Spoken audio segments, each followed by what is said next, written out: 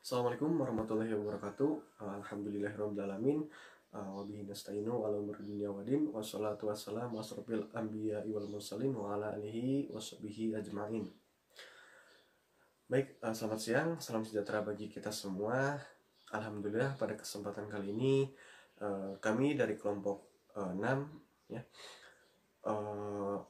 akan mencoba mempresentasikan hasil diskusi kelompok kami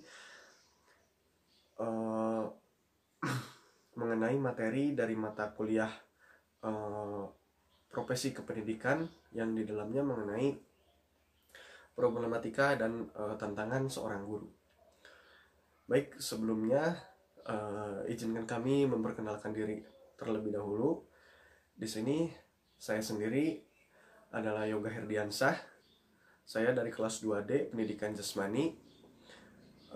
Di sini saya sebagai moderator sekaligus penyaji materi. Yang kedua ada Andri Mubarok. Yang ketiga itu ada Agis Muhibul Falah. Dan yang terakhir ada Wahyu Sulistia ya.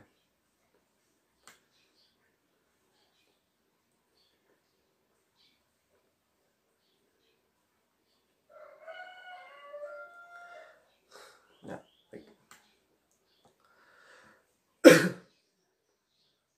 Nah, materi yang pertama itu akan disampaikan oleh saya sendiri mengenai pengertian problematika seorang guru ya. Nah, pengertian sederhana dari seorang guru yaitu seorang yang berkewajiban mentransfer ilmu pengetahuan kepada peserta didik ya. Nah, seorang guru ini itu sebagai motor yang menjalankan atau mengimplementasikan suatu rencana yang telah ditetapkan pada silabus atau kurikulum ya. Nah, dalam peranan seorang guru ini tentu memiliki atau selalu ada ya yang namanya problematika atau permasalahan dalam yang dihadapi seorang guru.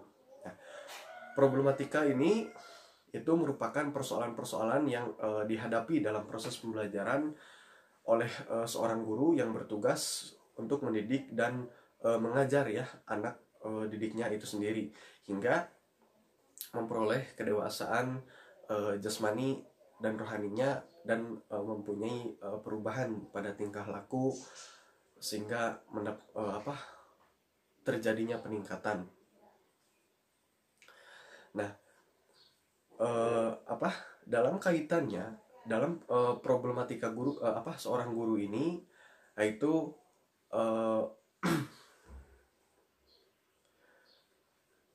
di samping itu seorang guru itu tidak hanya sebagai seseorang yang memang berkecimpung pada mengajar saja, tetapi di samping itu juga guru yang sudah menjadi profesi ya, misalnya sudah mempunyai pendidikan itu sendiri, maka kaitannya dengan kemampuan seorang guru itu yang pertama harus dapat menyusun RPP ya atau rencana pembelajaran dan melaksanakan pembelajarannya. Yang kedua itu ada kompetensi kepribadian dan kompetensi sosial yang dimiliki oleh seorang guru itu sendiri. Yang ketiga membimbing siswa mengikuti proses pembelajaran dan acara-acara tertentu pada di sekolah atau memang yang berkaitan pada sekolah di luar maupun di dalam sekolah. Yang keempat itu membuat modul ya dan media pembelajaran sebagaimana sebagai pedoman referensi atau pegangan buat seorang peserta anak didik itu sendiri. Nah, di samping itu ada beberapa problem yang memang dihadapi oleh seorang guru ya.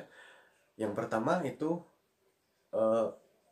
rendahnya penguasaan ilmu pengetahuan teknologi ya, atau bisa disebut dengan iptek. Nah, pada apa penguasaan iptek ini memang seorang guru itu terkhusus pada guru penjas ya. Kalau memang secara umum itu banyak ya, saya khususkan misal contohnya pada seorang guru penjas.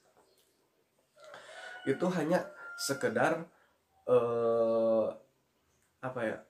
Jadi bertugas di lapangan saja dengan memegang peluit, bola dan lain-lain sebagainya ya.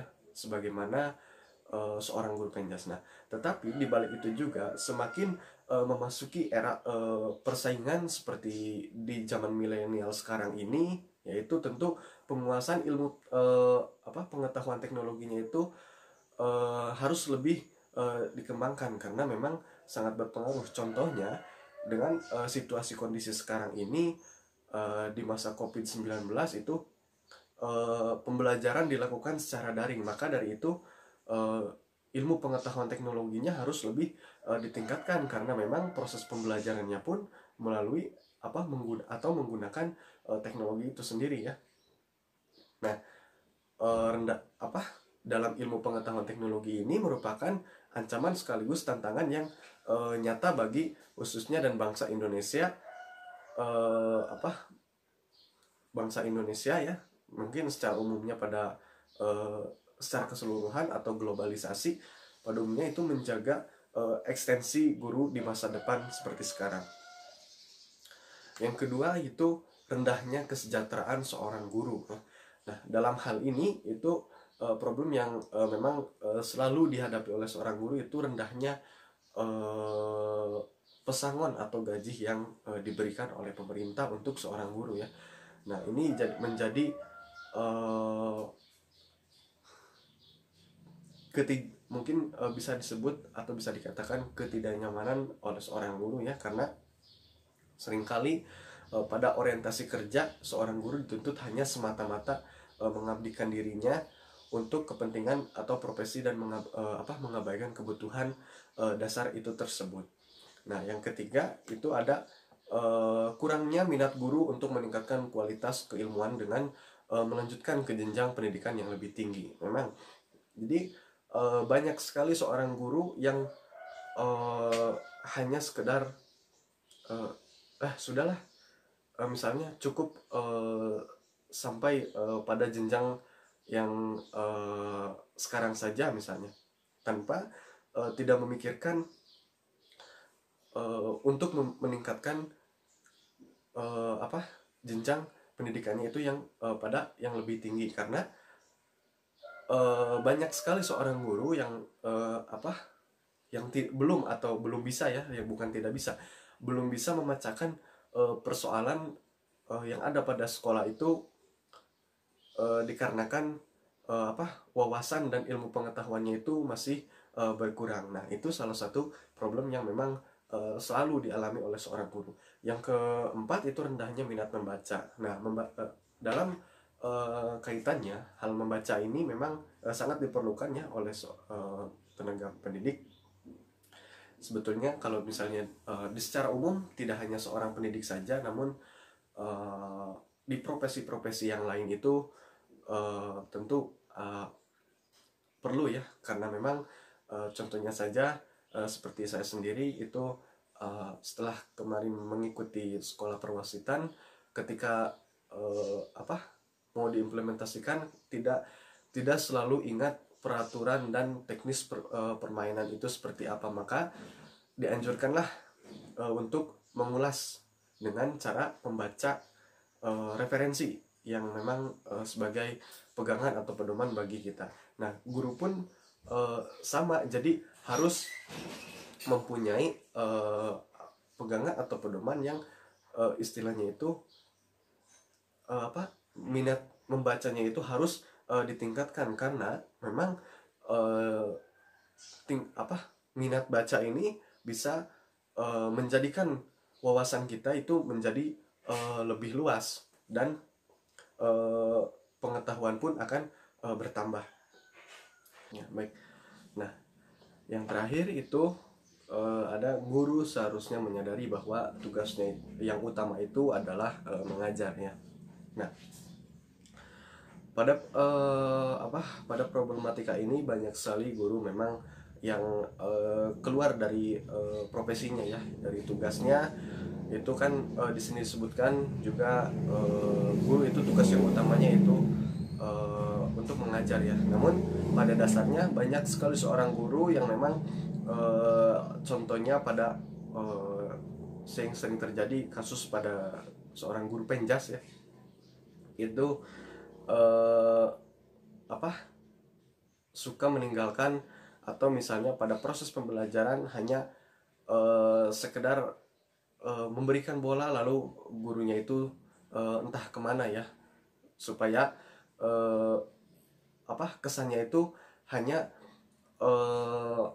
gimana ya, si anak-anak peserta didik itu supaya happy aja gitu, seperti hanya supaya bisa bersenang-senang doang. Nah, namun tanpa disadari guru itu mempunyai kewajiban untuk mengajar, namun pada dasarnya kasusnya itu banyak yang terjadi seperti itu ya. Nah, jadi yang seharusnya itu seorang guru itu menata dari berbagai sudut pandangnya, atau misal dari berbagai kegiatan yang telah tersusun pada kurikulum atau silabus seorang guru tersebut. Nah, pada problem yang kelima ini atau yang terakhir ya, itu guru itu tidak sama sekali memperhatikan hal tersebut. Memang silabusnya itu tidak dipergunakan dengan baik. Maka dari itu seringlah terjadi hal seperti itu, pada saat mengajar itu cuma hanya memberikan bola dan gurunya itu entah kemana gitu, seperti itu ya, dengan alasan supaya peserta didik itu bisa bersenang-senang saja, seperti itu ya. Mungkin hanya itu saja yang dapat saya sampaikan. Mohon maaf atas segala kekurangannya.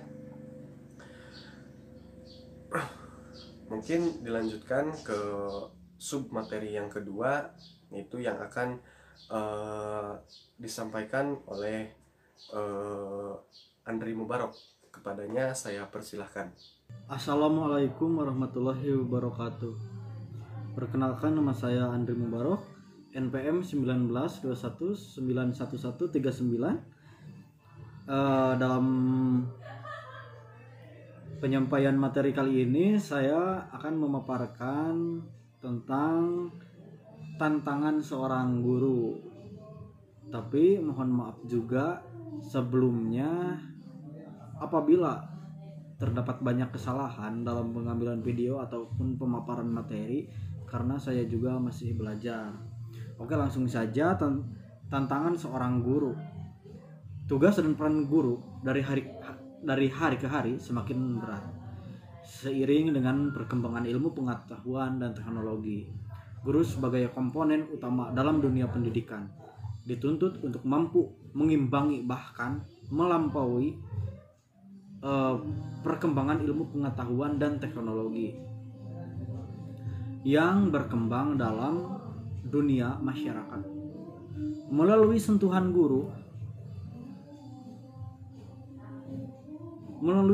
guru di sekolah diharapkan mampu menghasilkan peserta didik yang memiliki kompetensi tinggi dan siap menghadapi tantangan hidup dengan penuh keyakinan. Sekarang dan ke depan, sekolah harus menciptakan sumber daya manusia yang berkualitas, baik secara keilmuan maupun secara sikap mental. Ada beberapa tantangan seorang guru, yaitu sebagai berikut. Yang pertama, ada peranan dan tugas guru di era disrupsi. Tantangan pendidikan masa depan yang menuntut peserta didik agar mampu berpikir kritis, berkolaborasi, memecahkan masalah, mengambil keputusan, dan berpikir kreatif harus dihadapi guru. Adapun nomor selanjutnya yaitu nomor 2, guru harus benar-benar mampu menyiapkan berbagai hal agar dapat mencetak generasi muda yang lebih berkompeten di masa yang akan datang. Selanjutnya ada nomor 3, menjadi seorang guru bukanlah profesi yang mudah. Totalitas dan komitmen yang besar dalam mengajar serta dibutuhkan kesabaran dan keuletan menjadi modal utama agar terciptanya peserta didik yang cerdas dalam pengetahuan, memiliki moral dan beretika yang bagus.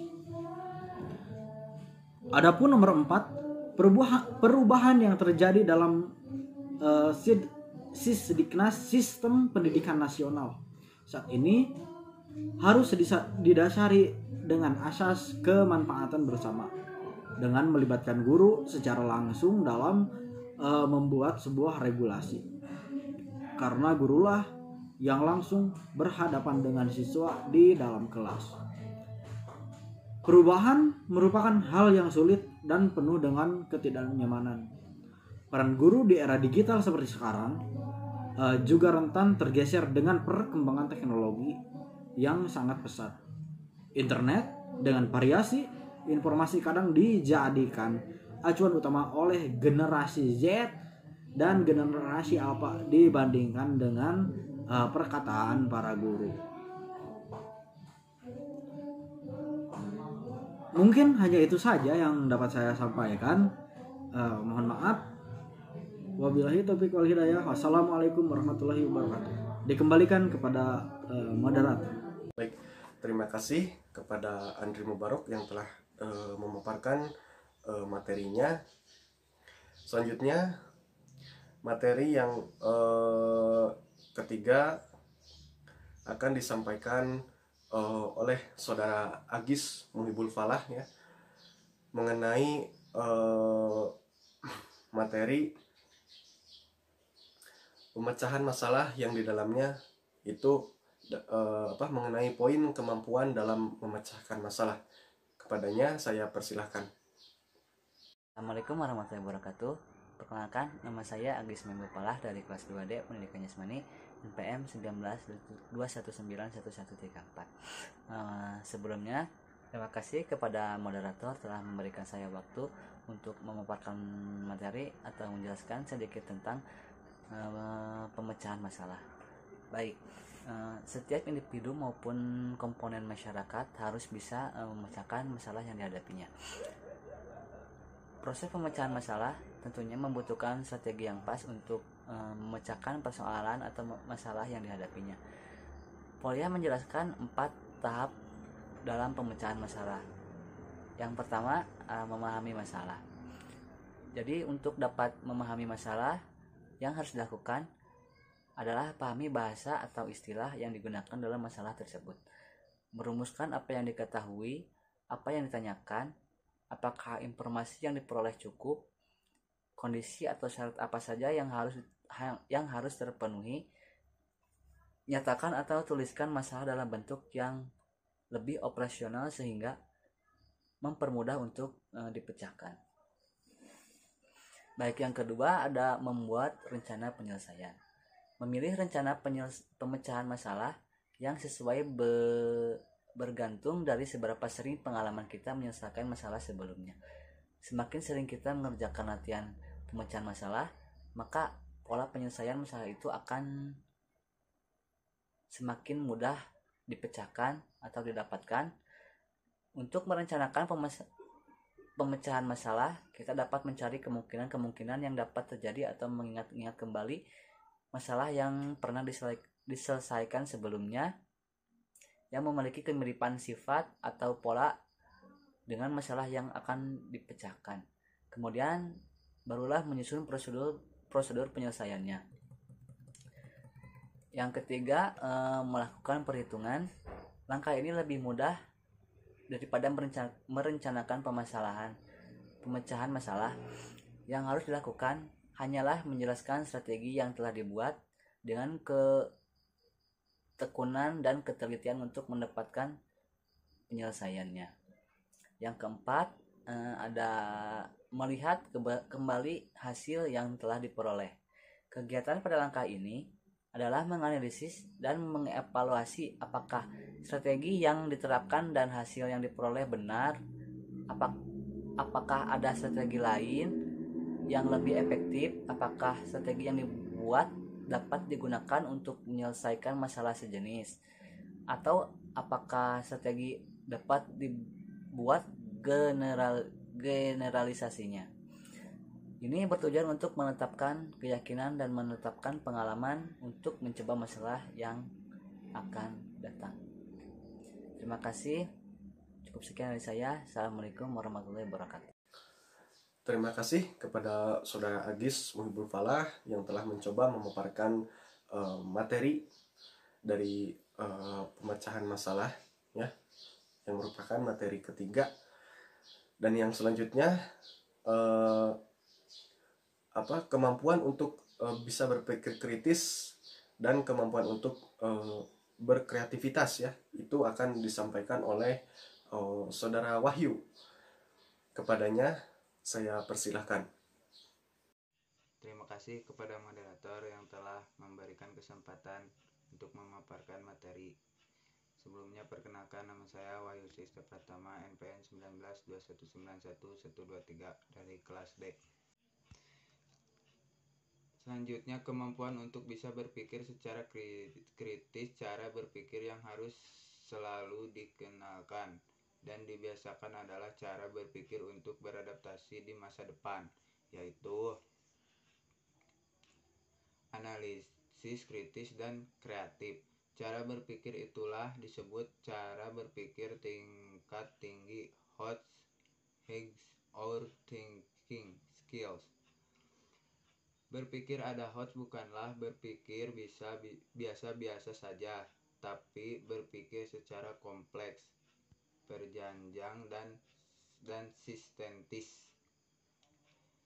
Yang ketiga, kemampuan untuk berkreativitas. Kreativitas dapat diartikan sebagai kemampuan untuk berpikir tentang sesuatu dengan suatu cara yang baru dan tidak bisa unusual,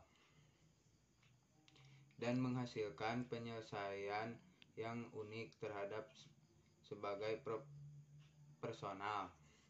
Orang-orang yang kreatif akan dapat berpikir mandiri, mempunyai daya imajinasi, mampu membuat keputusan sehingga akan mempunyai keyakinan dan mereka tidak mudah dipengaruhi oleh orang lain. Terima kasih, kembalikan kepada moderator. Terima kasih kepada Saudara Wahyu ya yang telah memaparkan materinya mengenai kemampuan untuk berpikir kritis dan kemampuan untuk berkreativitas ya. Ya, baik.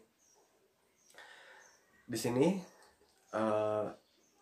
dapat kami simpulkan bahwasannya untuk mengatasi problematika seorang guru ini diperlukan yaitu kerjasama dari kita semua, terutama pemerintah, untuk dapat membantu agar seorang guru ini mampu meneliti dan mendapatkan tambahan dari keprofesionalannya ya, sehingga akan menyalut untuk kreatif dan mengembangkan media pembelajarannya.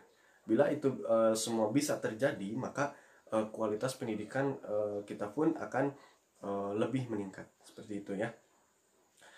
Baik, mungkin hanya itu saja yang dapat kelompok kami paparkan. Kurang lebihnya mohon maaf, dan mohon maaf atas segala kekurangannya karena di sini kami masih dalam tahap belajar. Wabillahi taufiq wal hidayah. Wassalamualaikum warahmatullahi wabarakatuh.